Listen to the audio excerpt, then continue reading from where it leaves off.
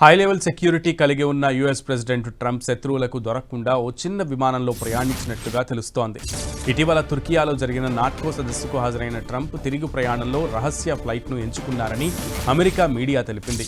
Middle east tensions, Iran బెదిరింపులతో శత్రువులకు చిక్కకుండా Trump కొత్త మార్గాల్లో రాకపోకలు సాగిస్తున్నట్లుగా సమాచారం. ఇందులో భాగంగా ఇటీవల తుర్కియాలో జరిగిన నాటో సదస్సుకు ట్రంప్ హాజరయ్యారు. అంకారాలో అత్యంత పటిష్ట భద్రతా వలయంలో నాటో సదస్సు జరిగింది. ఆ సదస్సు అనంతరం తుర్కియే వీడేటప్పుడు ట్రంప్ ఓ రహస్య ఫ్లైట్ను వాడారని యుఎస్ మీడియా కథనం వెల్లడించింది. పటిష్ట భద్రతకు నెలవైన ఎయిర్ ఫోర్స్ 1ను వదిలి యుఎస్ మిలిటరీకి చెందిన చిన్న విమానాన్ని వినియోగించినట్లు తెలిపింది. ఖతార్ కానుకగా ఇచ్చిన బోయింగ్ విమానంలో తుర్కియాకు వెళ్లిన ట్రంప్ రిటర్న్లో మాత్రం దానిని వినియోగించలేదు. ఎయిర్ ఫోర్స్ 1 ఎక్కారు. ప్రపంచం మొత్తానికి అదే చూపించారు. కానీ అక్కడే సీన్ మారింది. విమానం బెల్లీ నుంచి బయటకు తెచ్చి అక్కడే సిద్ధంగా ఉన్న ఎయిర్పోర్ట్ క్యాటరింగ్ ట్రక్కులోకి ట్రంప్ మారారు.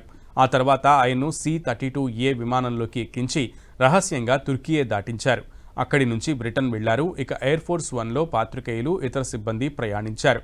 ట్రంప్ ఆ విమానంలోనే ఉన్నారని, శత్రువులను నమ్మించేందుకు ఆయన భద్రతా దృష్ట్యా ఈ ఏర్పాటు చేశారని తెలుస్తోంది.